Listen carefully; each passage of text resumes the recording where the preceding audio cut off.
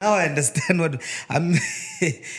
So, how important is this conversation, Rose, when it comes to, the critical minerals boom and the energy transition? How important is this? The conversation on value addition, I'd say very important. Very important, because I think one word I would add, if we go back to the discussion about critical minerals, it is not just for development. Actually, the word is for transformation. We are trying to transform. We're trying to be completely different from what we've looked like in the past. And I think the key that has been identified as a means of driving that transformation is the value addition. So that we move from just the colonial model of exporting minerals from the country, from the mine in there, onto a road or rail out. We're trying to move away from that model. We're trying to move to a model where we are creating value to the minerals within the country, meaning they call it, you're trying to lengthen that value chain and be able to ensure that what you're exporting is a final or almost final product. The result of that is that you're creating other industries within the country that can create jobs, that will need technology development. So we're expanding our ability to have different technologies and other things.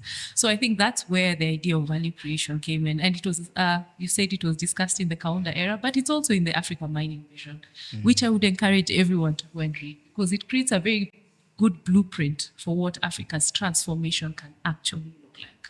What we are discussing now is actually the Africa Mining Vision. If you read it properly, you realize that's what the discussion right now with critical minerals is about. It's all in there. But I think the other important thing that people need to look at beyond the value, just value addition of the different minerals, is how do you create linkages to other sectors, which is another discussion on how that transformation can happen. But coming back to the value addition, I think many things have been said. The difficulties of, how value addition can be done. Do we have the capacity to do value addition? And I think these are all valuable questions. I think the important thing is to identify where we can start. What is our capacity? And be real with ourselves. If we don't have it, we can as well say we don't have it. But then the next question is, how can we build it?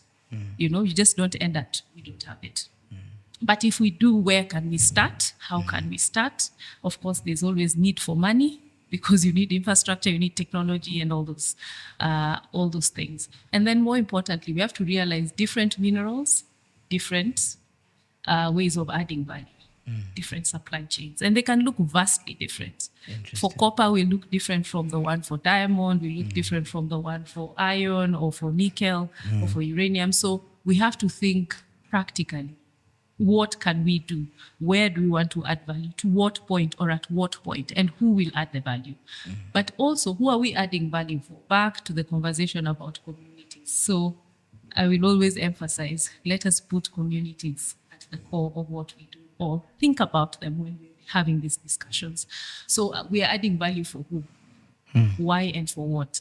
So that then guides this value addition agenda. So it's a whole conversation on its own, but I think those are some of the nuggets, to think about when we're talking about value addition. The other aspect of value addition, I'd say again, back to my key point, is partnership. I don't think we can do it without beginning to partner with each other as Africans, because you'll be told there's some bits of the value addition process that are pointless if you're doing it just as Zambia.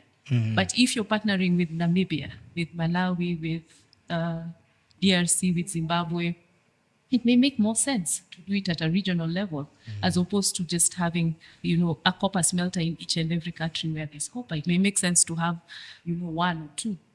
So you have to think about some of these. And that means we now need to talk through our differences and strengthen our brotherhood.